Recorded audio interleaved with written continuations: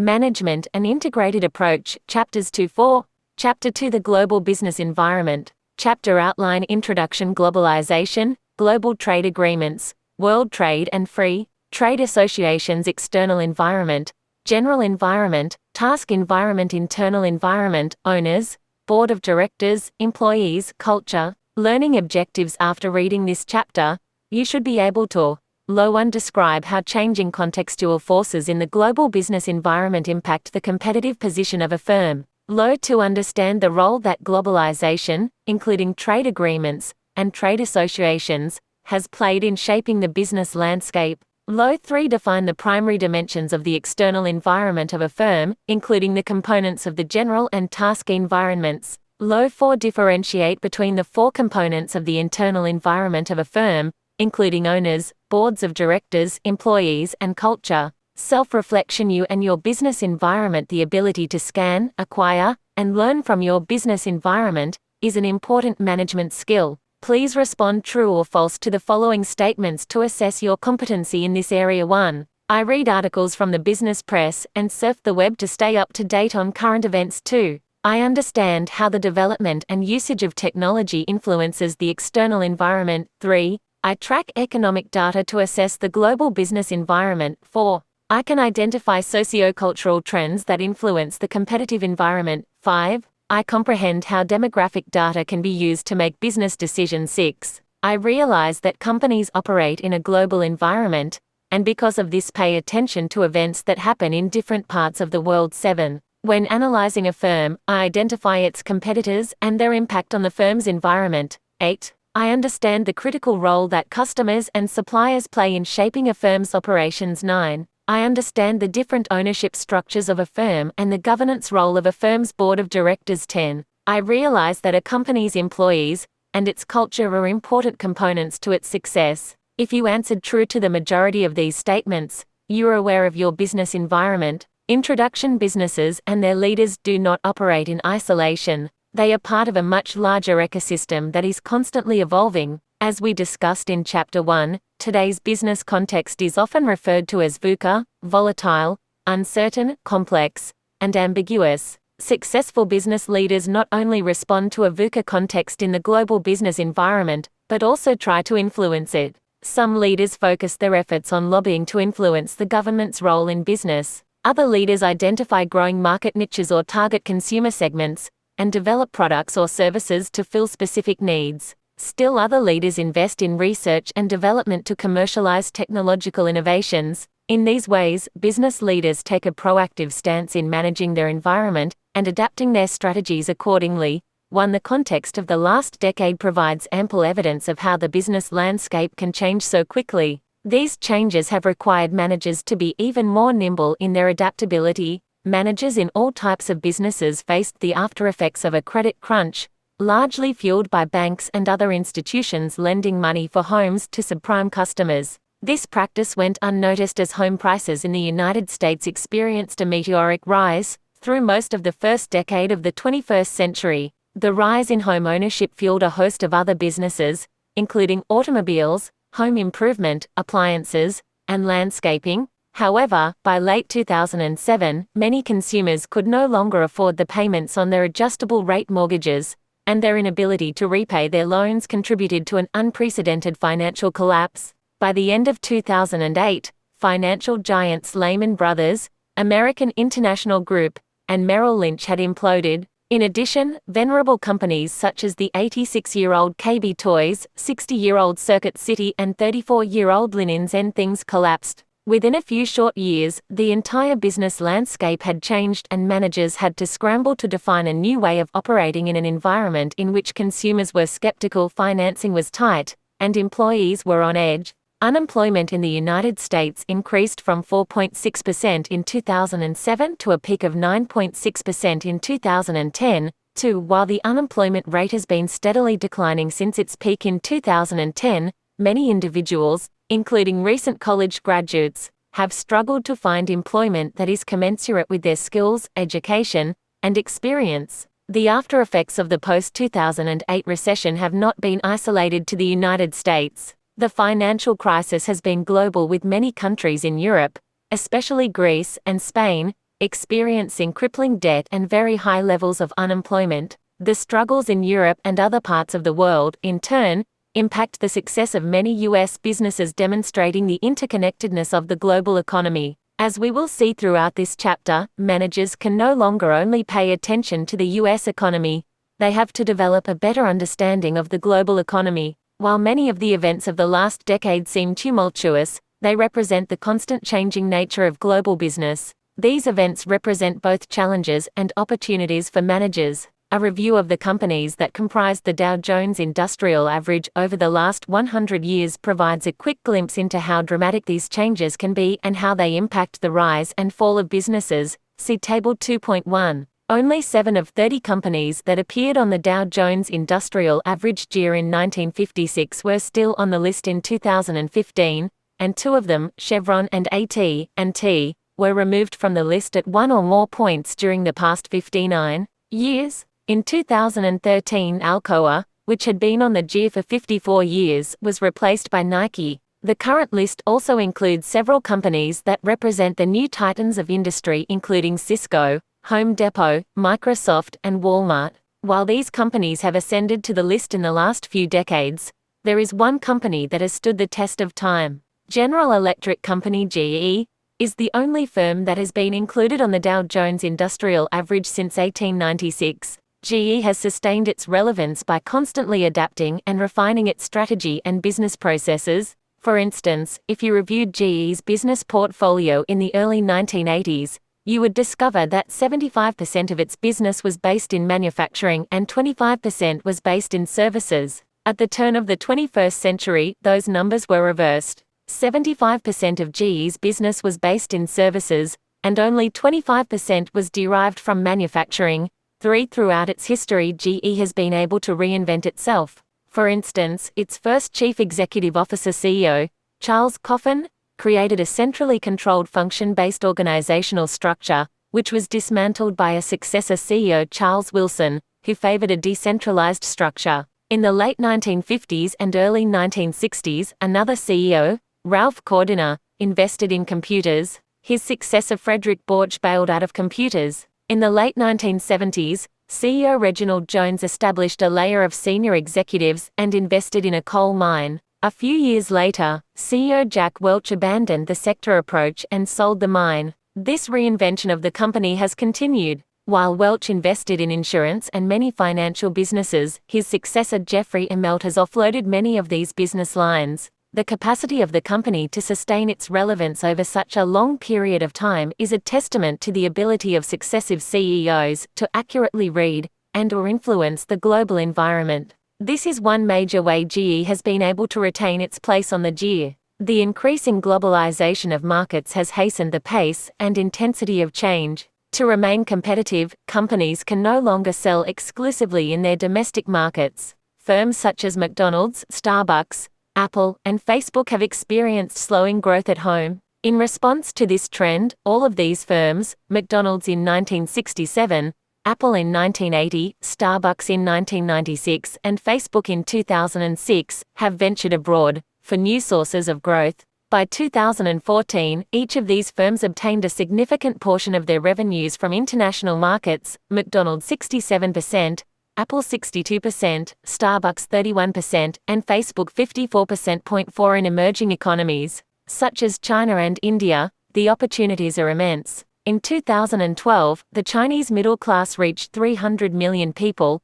almost equivalent to the total population of the United States.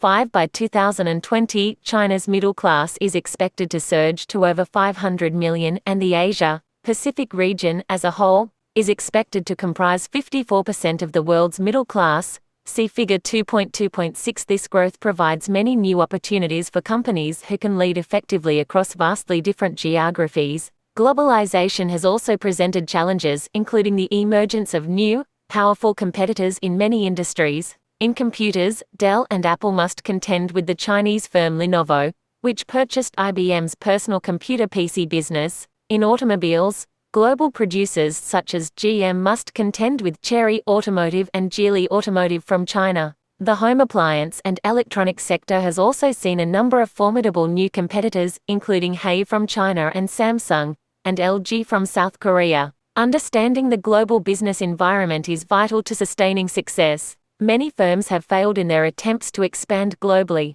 One company that has been able to build a consistently successful global presence in a constantly changing business environment is Coca-Cola. In this chapter, we will explore the forces of globalization and the various internal and external entities that comprise a firm's business environment. Understanding the competitive landscape and knowing how and when to react to threats and opportunities are vitally important to a firm's long-term sustainability. Coca-Cola Company. In 2014, Coca-Cola celebrated its 128th anniversary and was ranked as the third best brand in the world, after having held the top spot from 2000 to 2012. Like GE, Coca-Cola has been able to sustain its relevance and market viability for more than a century. Unlike GE, Coca-Cola has concentrated on the proliferation and expansion of a core product line for most of its history. The basis of that core product line is the secret cola formula that was stored in a vault at the SunTrust Bank in Atlanta from 1925 to 2011. As part of the brand's 125th anniversary,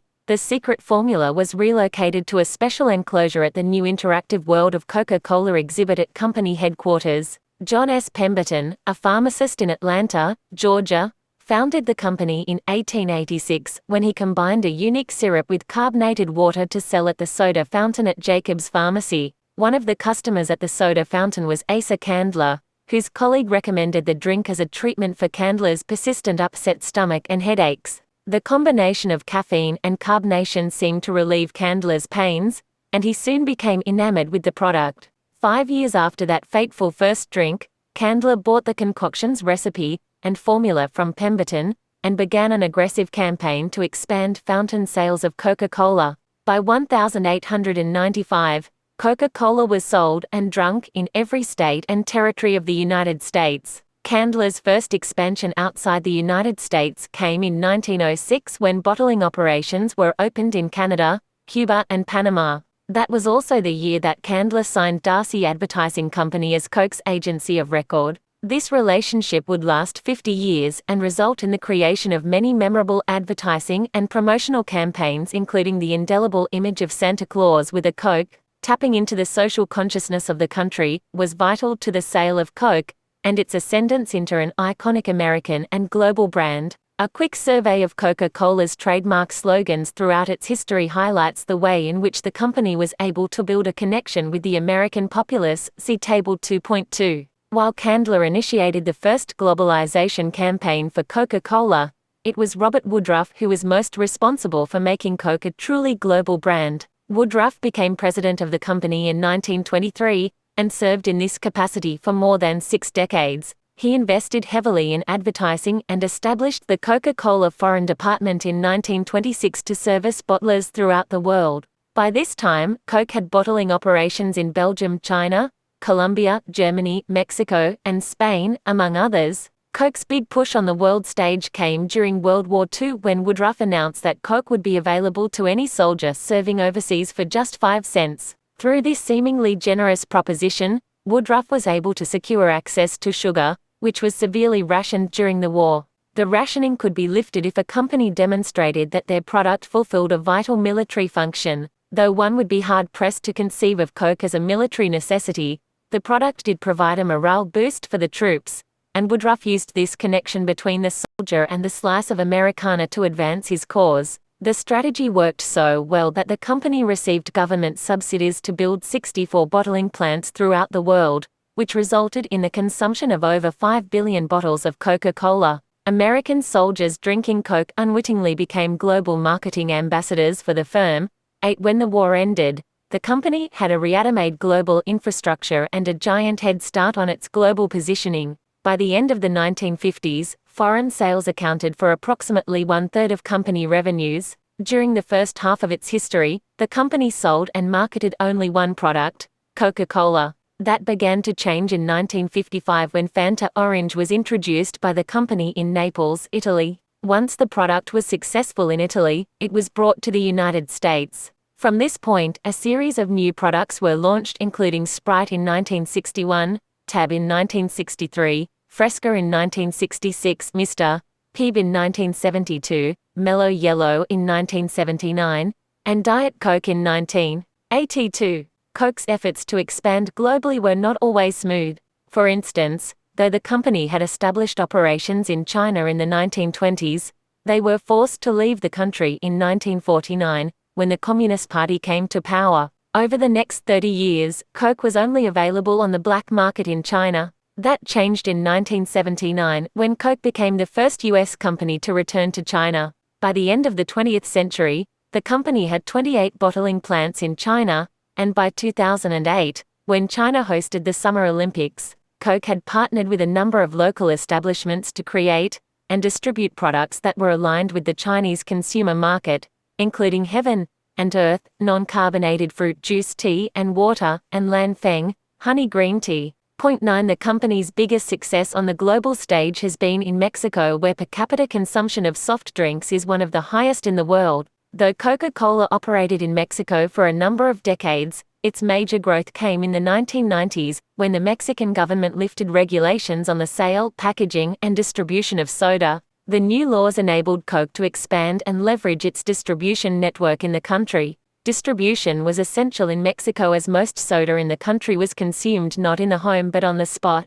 Consumers then immediately returned the bottles for refunds. Having a strong distribution network was critical for systematically replenish supplies at small, local retail shops. The company also increased its presence in Mexico through the acquisition of a major juice producer. 10. The company's efforts have resulted in a significant increase in the per capita consumption of Coca-Cola products, rising from 298 fluid ounces per capita in 1991 to 745 by 2012.11 by 2014. Coca-Cola had expanded to over 600 brands, 7 of which generate more than $1 billion in revenues each. With consumers in more than 200 countries, 12 of the $46.9 billion in revenue that the company generated in 2013, approximately 45% was derived from sales outside North America. While per capita consumption of the company's beverages had stabilized in the United States at roughly 408 fluid ounces,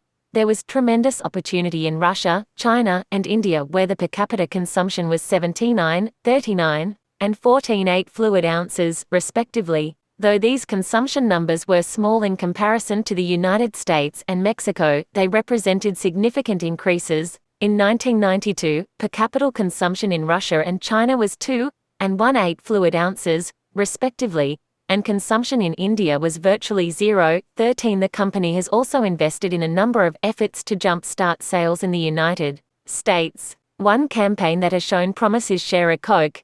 During the summer of 2014, Coca-Cola put the 250 most popular names of teens and millennials on 20-ounce Coke bottles. The campaign also included personalized cans available at roving kiosks, and virtual personalized Coke bottles that could be shared in personal media. The result was a 2% increase in domestic consumption, the first such rise in a number of years. 14. Moving forward, the company seeks to increase consumption across all its markets through a combination of promoting its core cola products as well as by adapting to local customs and tastes. Table 2.2. Selected Coca-Cola slogans. 1900 for headache and exhaustion. Drink Coca-Cola, positioned as a medicinal product. Offered initially in pharmacies. 1906 The Great National Temperance Beverage, positioned as an alternative to alcohol as part of the Prohibition movement in the United States. 1929 The Pause that refreshes, marketed as an opportunity to relax during the go-go 1920s. 1937 So easy to serve,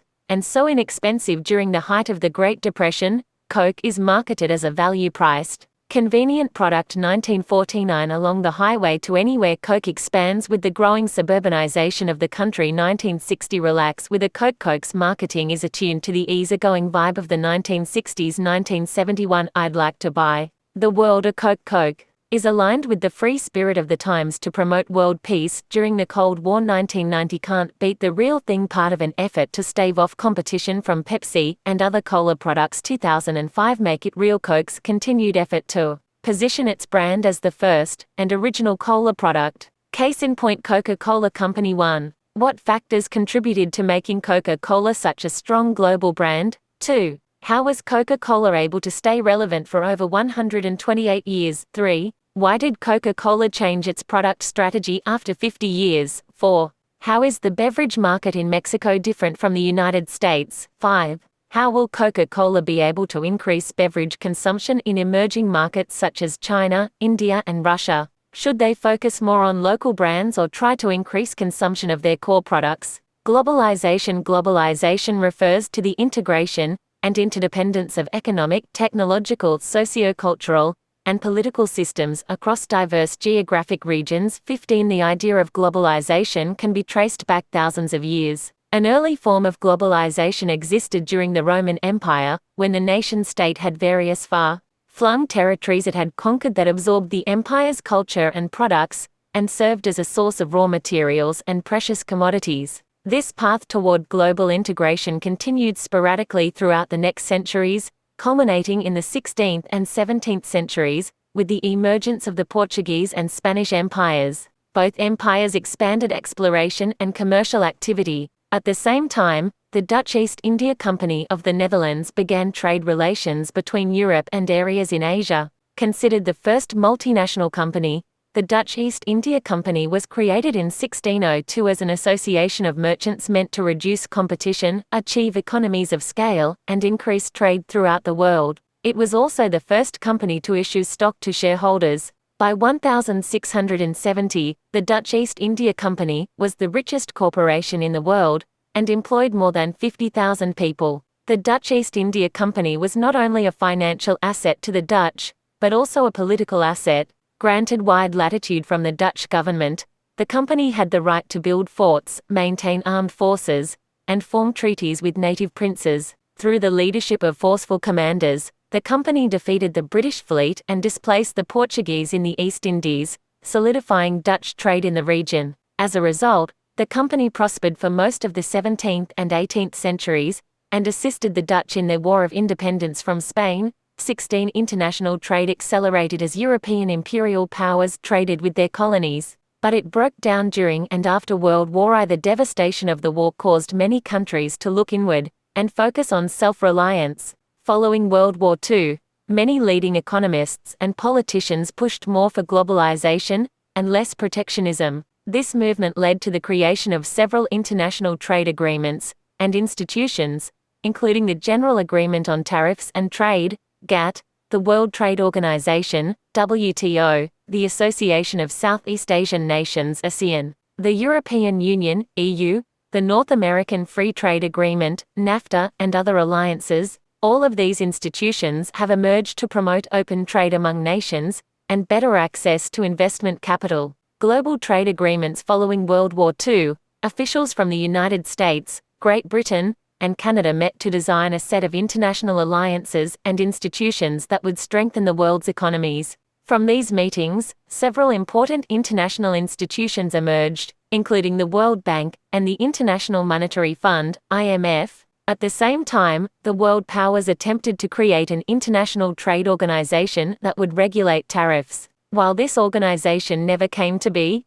GATT was formed as a temporary measure to lower tariffs. The agreement was based on three main principles: most favored nation status, national treatment, and consensus. The most favored nation principle meant that a tariff rate granted to one member of GATT would be extended to all members. The principle of national treatment meant that foreign firms would be subject to the same rules and regulations as a country's domestic firms. The consensus principle meant that trade disputes would be settled by the unanimous agreement of all parties to the dispute. 17. Through GATT's numerous negotiation sessions, tariffs on traded goods were reduced from an average of 40% in 1940 to 50% in 1980. 18. From 1986 to 1994, GATT conducted the Uruguay Round, which cut tariffs and created agreements in areas as varied as services, capital, intellectual property, textiles, and agriculture. The Uruguay Round was also noteworthy because it launched the successor to GATT, the WTO, an organization created to supervise and liberalize international trade. The WTO was formed to deal with the rules of trade between nations, and is responsible for negotiating and implementing new trade agreements as well as policing member countries' adherence to them. 19. World Trade and Free Trade Associations. World trade, defined by the value of the world's merchandise exports, stumbled after the global financial crisis of 2008, declining by about 12% in 1 year. Since then, global trade has improved, but it is still only growing less than 3% per year. For 2013, world trade was estimated to grow at 2.5%. The post-financial crisis slowdown in world trade has also been evident in the slow growth of global gross domestic product. The growth in global gross domestic product, GDP, was 2.2% in 2013, and the forecast for 2014 was projected to be 3.1%, well below the 20-year average of 5.3% 1983 to 2013.20 in 2013.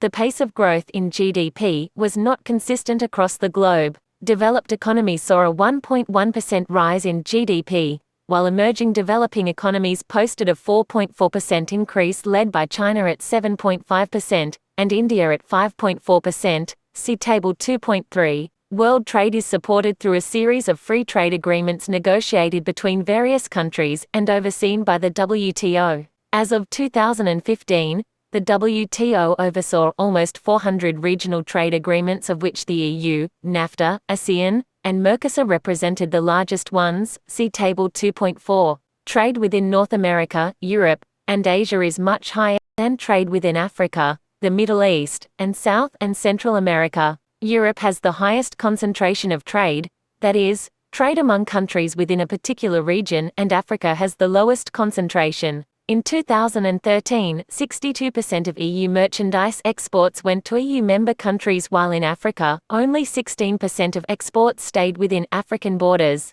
Africa's main export market was the EU. See Figure 2.3.21. European roots back to the 1950s, when Europeans were searching for a way to promote political and economic stability in their region. The organization was originally known as the European Coal and Steel Community, which sought to reduce trade barriers in coal and steel trading. The organization eventually developed into its current form in 1993 with the signing of the Maastricht Treaty, which established the legal framework for the EU. The formation of the EU created a single market run by a system of laws that applies to all member states, guaranteeing the freedom of movement of people, goods, services, and capital. 22 In 1999, the EU introduced a common currency, the euro, which has been adopted by 17 member states of the Eurozone, an economic union of 28 of Europe's major economic states. The single European currency replaced numerous national currencies and unified a common marketplace, which created a competitive economy on par with the United States. 23 The euro was designed to help build a single market by, for example, easing travel of citizens and goods, eliminating exchange rate problems, providing price transparency, creating a single financial market, and supporting price stability and low interest rates. 24 The global financial crisis in 2008 was particularly problematic for the EU. Several countries including Poland, Ireland, Italy, Greece, and Spain faced severe declines in their economies. Public debt and unemployment in many of these countries have hit unprecedentedly high levels. Various Eurozone leaders and the European Central Bank have been key players in helping to stabilize the crisis by encouraging more favorable loans and promoting fiscal reform policies throughout Europe. Despite these efforts, problems still persist. In 2013, overall unemployment in the EU was 10.5%, but it was more than 16% in Portugal and higher than 25% in Greece and Spain. Even more troubling, public debt as a percent of GDP was over 120% in Greece, Ireland, Italy and Portugal. 25 Given these conditions, encouraging trade inside and outside the EU is vital. NAFTA The NAFTA came into effect in 1994 when the United States, Canada, and Mexico signed the treaty to eliminate tariffs among each other. Today, this trading group forms the largest trading bloc in the world in terms of its members' combined GDP. Since its inception, tariffs on most goods traded between the partners have been reduced or eliminated, but the trading bloc still maintains restrictions on certain agricultural products. Through this agreement, the United States and Mexico have strengthened their ties economically and politically. The main export partners of the United States are Canada, which receives 19% of U.S. exports, followed by Mexico at 14%, and China at 7%. 26 In 2014, The United States exported more than $221 billion worth of goods to Mexico and over $280 billion to Canada.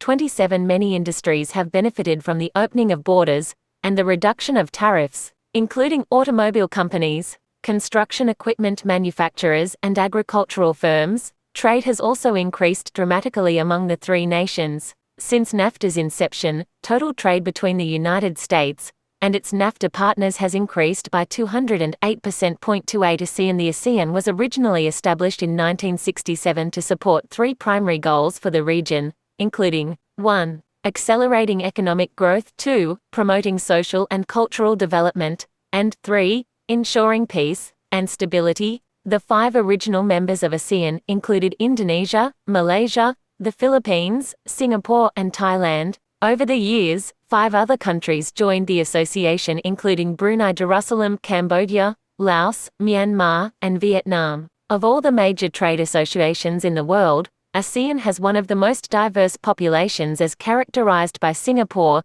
whose economy is 80 times larger than that of the least developed country in the region, Myanmar. The differences are also evident in the population base, with Indonesia's population of 230 million being 50 times larger than Singapore's. 29 This diversity in the makeup of the countries within ASEAN has created some challenges to enhancing integration within the region. As evident in Figure 2.3, trade within the region is far lower than trade within the EU and NAFTA. In an effort to facilitate greater integration, the ASEAN members have agreed to promote enhanced trade liberalization through the creation of the ASEAN Economic Community (EC). EC is designed to create a freer flow of goods, services, and investments within the region. The fast pace of growth of many ASEAN countries, as well as ASEAN's close proximity to the large developmental opportunities in China and India, have provided a strong foundation for future expansion and economic growth. Since the 1990s, ASEAN trade with China has more than tripled, while its trade with the United States has stagnated.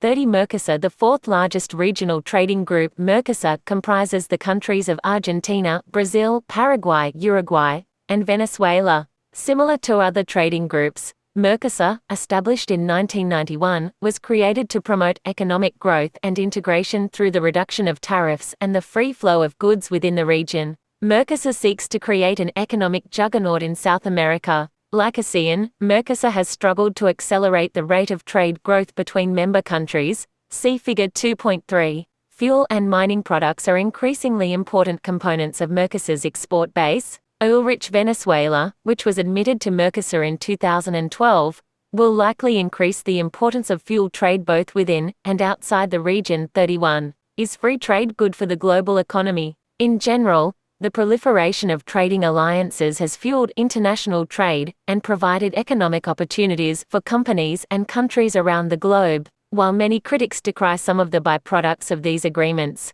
the overall economic effect has been mostly positive. However, these issues aren't always so black and white, and trade restrictions can have serious effects on the viability of a firm such as Chiquita. Bananas are one of the most important and popular agricultural products in the world, with more than 70 million metric tons of production annually. For most of the 20th century, Chiquita dominated the international banana industry, which was valued at $5.1 billion in 1994. In 1993, the EU adopted a new banana import regime that established a community-wide quota on bananas imported from the Latin American countries where Chiquita sourced its fruit. 32 bananas produced in other countries, such as Dominica, St. Lucia, St. Vincent, and Grenada, received tariff-free access to the EU community. The new policy was instituted to provide an economic boost to these impoverished areas. As a result, Chiquita lost an estimated 20%–50% of its market share, and its stock fell from $40 in 1991 to $13.63 in 1994. 33 In 1996, the WTO ordered the EU to stop imposing quotas because they were considered restrictive and protectionist. As you can see, trade restrictions can have dramatic effects on a company's fortunes. In Chiquita's case, restrictive tariffs essentially shut the company off from its most important end markets. While arguments can be made in support of the EU's policy, the ultimate effect was to harm the most efficient producer in the marketplace. Supporters of globalization and free trade claim that reducing trade barriers increases economic prosperity for all. These supporters point to the theory of comparative advantage as an argument for globalization. The theory of comparative advantage proclaims that countries should specialize in producing goods for which they have the lowest opportunity cost of production. 34 As a country continues to specialize in the production of a particular product or commodity, it generally becomes a much more efficient producer. 35 Economic theories of comparative advantage suggest that free trade leads to a more efficient allocation of resources, because free trade encourages countries to specialize in the production of products for which they are the lowest cost producers. As a result, all countries involved in trade benefit from access to cheaper products. In general, free trade between nations can lead to lower prices, more employment, higher output, and a higher standard of living for those in developing countries. External environment. The forces of globalization have dramatically impacted all aspects of the business environment, but as we saw in the Walmart example in Chapter 1, the environment in which firms operate has become increasingly complex on a number of fronts. To be consistently successful, managers must understand all aspects of its business environment. The external environment of a firm represents all of the external forces that affect the firm's business. For purposes of discussion, we will divide a firm's external environment into two separate components, the general environment and the task environment. See Figure 2.4. The global context can affect all of the elements of the firm's general and task environments, and as such, it forms the outer layer of the diagram in Figure 2.4. A firm's general environment represents the primary external forces that affect a firm. Some of these factors will have a stronger impact on the firm than others. For instance, the political legal forces in the healthcare sector of the United States are potent. They have a significant impact on the manner in which health insurers and pharmaceutical firms operate. Socio-cultural and technological forces have played a large role in the proliferation of social networking enterprises, such as Facebook, Twitter, and LinkedIn. Political forces have impacted companies that rely on access to affordable, raw materials such as oil, gas, and timber for their manufacturing processes. The task environment forms the next layer. A firm's task environment includes entities that directly affect a firm on a continuous basis and include competitors, suppliers, and customers. When Apple introduced the iPad in 2010, it not only invented a new platform for computing, but it also put immense pressure on its competitors to release similar products. Companies such as Motorola, Dell, and Toshiba responded quickly. Just 1 year after the iPad's introduction, there were 11 tablets on the market, 37 in contrast to the dimensions of the general environment. These parties have the ability to exert a greater and more immediate influence over a firm. General environment. While the dimensions of the general environment seem broader and more diffuse than the dimensions of the task environment, they are important to understand because of the impact they can have on a firm and its industry. These dimensions form the basis of the strategic context in which all businesses in a particular industry compete. 38 The first step for a manager is to identify the external dimensions that are pertinent to the firm, and to develop strategies to deal with them. In this section, we will look at how the external dimensions in the general environment affect McDonald's. See Figure 2.5. Technological dimension. The technological dimension of the general environment refers to the processes, technologies, or systems that a firm can use to produce outputs. The technological dimension often includes the technology behind a firm's manufacturing line, or the hardware or software used to run its distribution system. This dimension has experienced accelerated changes in the last 2 decades. While technology affects companies and industries in various ways, successful companies are able to capitalize on new innovations. Sometimes the most successful long-term companies are not necessarily the ones that first commercialized a technology or deployed a new innovation. For instance, Napster sparked the initial revolution in online digital music and was heralded by consumers, but its failure to recognize the importance of other key stakeholders, including government regulators, artists, and record companies, paved the way for Apple to introduce a business model that was satisfactory to all constituents. While McDonald's business is not driven as closely by technological forces as other firms, the company does depend on technology to drive new business opportunities and make its operations run efficiently. In the last few years, McDonald's introduced an initiative to sell specialty coffee drinks. The move was an attempt by the fast food chain to solidify its leadership position in the quick-service breakfast sector. The breakfast sandwich market is one of McDonald's most important and profitable product lines, and the firm was worried about growing competitive threats. In 2013, McDonald's market share in the quick-service breakfast industry was 19%. Rivals Starbucks and Dunkin' Donuts each had 7% market share.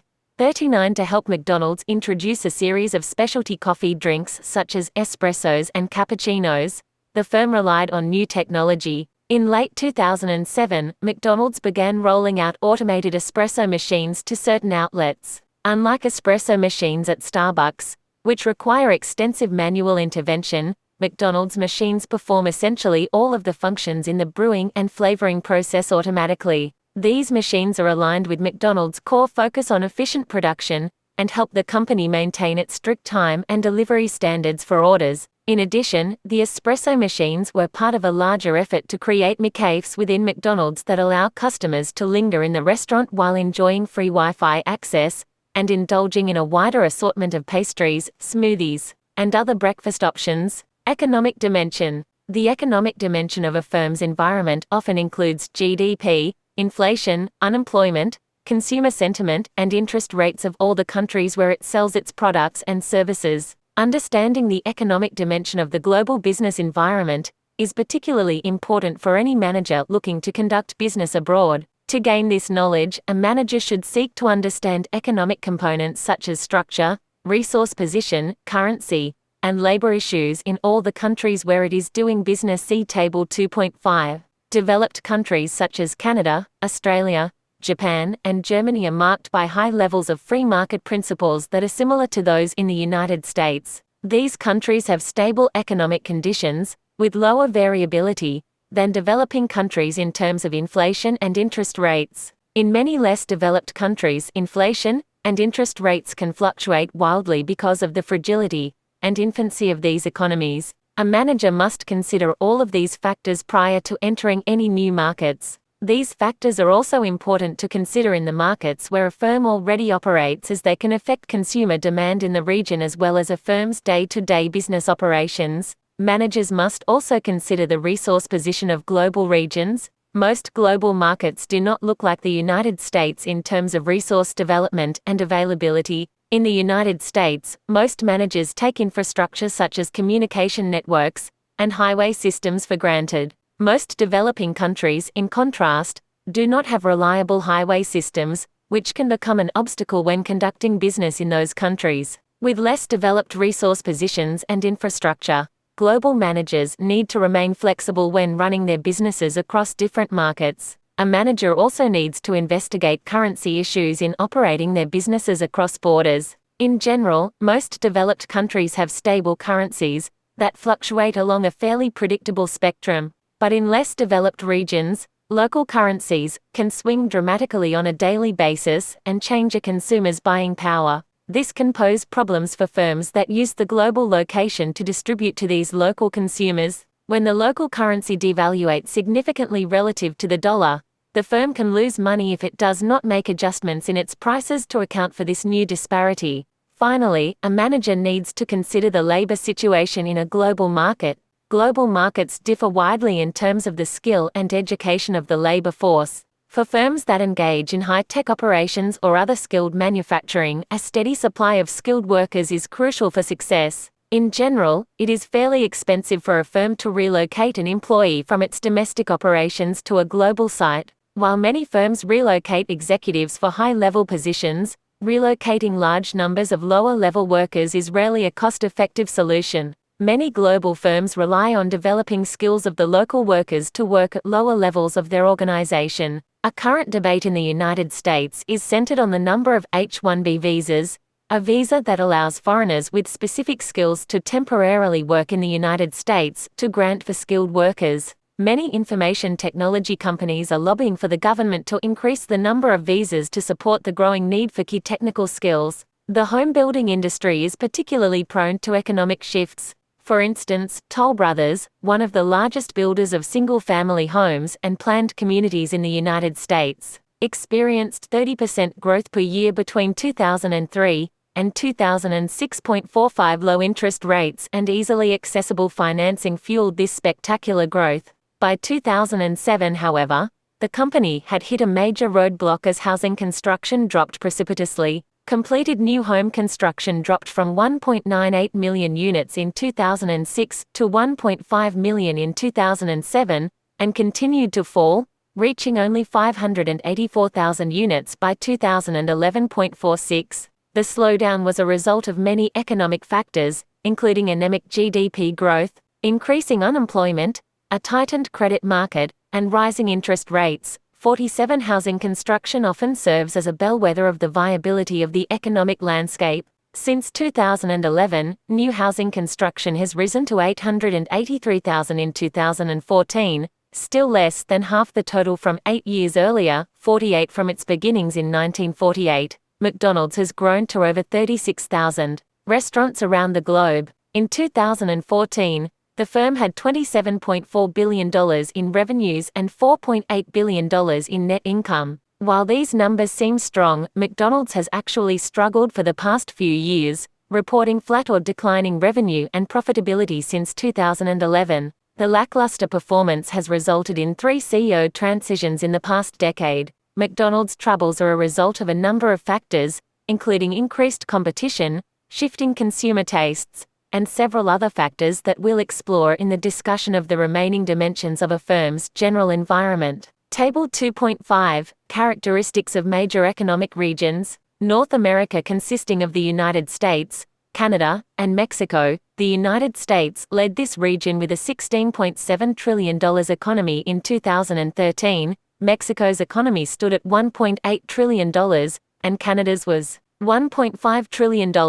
With manufacturing jobs going overseas during the 1990s, the services-oriented industries in the United States account for more than 79% of GDP, with exports worth $1.58 trillion and imports worth $2.27 trillion. The United States had a $690 billion trade deficit in 2013-14. European Union (EU), consisting of 28 member states, the EU represented the world's second-largest economy at $15.9 trillion in GDP in 2013. It holds an open internal market of exchange, and a relatively open trade with the rest of the world, operating a mostly neutral trade deficit. 41 With higher levels of unionization, work rules, and government-run social systems, companies in the EU face higher costs than do most other regions. China. Since the 1970s, China has slowly moved from a closed, centrally planned economy to a more market-oriented one by gradually introducing reforms. These reforms, along with increased efficiency, have led to massive economic growth as its GDP has increased more than tenfold since 1978. In 2013, its GDP stood as the world's third largest at $13.4 trillion, and was increasing by 7.7% annually. Still, doing business in China is fraught with many complications, including corruption and intellectual property theft. China's future challenges stem from a rapidly aging population, high domestic inflation, environmental degradation, and lack of consumer demand due to poor distribution of income. 42 One looming concern for business leaders today is the possible slowdown in China's economy. Many countries rely on China as a key trading partner, and any slowdown in its economy could impact the ongoing fragile recovery from the global financial crisis. India is the world's fourth largest GDP at $5 trillion. While more than half of the workforce is employed in agriculture, global knowledge-based services are a major source of economic growth, accounting for more than half of India's output. Beginning in the early 1990s, India has been developing into an open market economy by deregulating industry, privatizing public companies, and reducing control on foreign trade. Major challenges include widespread poverty, inadequate infrastructure, and poor access to higher education. 43. Japan was one of the fastest-growing economies during the second half of the 20th century, with 10% annual growth during the 1960s, 5% during the 1970s, and 4% during the 1980s. Known for producing vehicles, electronics, machine tools, metals, ships, chemicals, and textiles, Japan currently ranks as the fifth largest single nation economy with $4.7 trillion in GDP in 2013, but with the government's debt currently at 226% of GDP and an aging population, Japan's economy faces considerable challenges. Political and legal dimension. The political dimension of the external environment refers to the political events and activities in a market that affect a firm. Firms that operate on a global scale experience significant political pressures in their business. For instance, local government policymakers can influence the opportunities available to businesses by restricting access to raw materials or charging exorbitant fees for permits. In essence, they have the power to change the competitive landscape. 49. For instance, in 2013, India revoked Pfizer's patent for the cancer drug, Sutent, to allow a local manufacturer to produce a cheaper version. Though the Indian court system has required the Patent Office to reassess the case, it demonstrates some of the difficult challenges that businesses face when operating in markets with different regulatory regimes. 50. Unrest and violence are an everyday occurrence in many countries. These factors can have a direct or indirect impact on a firm in a global market. Political unrest can directly impact a firm when civilian unrest leads to destruction of the firm's property. In the BHP copper mine example in Chapter 1, a politically sensitive situation morphed into a full-blown riot at the mine, forcing managers to evacuate and abandon the business. Political unrest can also indirectly impact a firm by destroying consumer confidence in the country. Finally, many firms need to be aware of the potential for asset expropriation in certain global markets. This has been, for instance, a recurring problem for international oil companies doing business in different parts of the world over the last several decades. In November 2010, the government of Fiji revoked the visa of David Roth, the local manager of California-headquartered Fiji Water. Fiji Water, which accounts for 20% of the nation's exports, was accused of selling its water to its U.S. parent at artificially low prices in an effort to lower its tax obligation to Fiji. The government also threatened to revoke Fiji Water's access to the aquifer that supplies its product if the tax issue remained unresolved. 51. The company briefly decided to suspend operations in Fiji over the dispute but eventually reopened and agreed to comply with the new tax policies. This issue demonstrated the precarious nature of the company with so much dependence on a single product and a single source for that product. Since then, the company has expanded into a new product line, premium wines.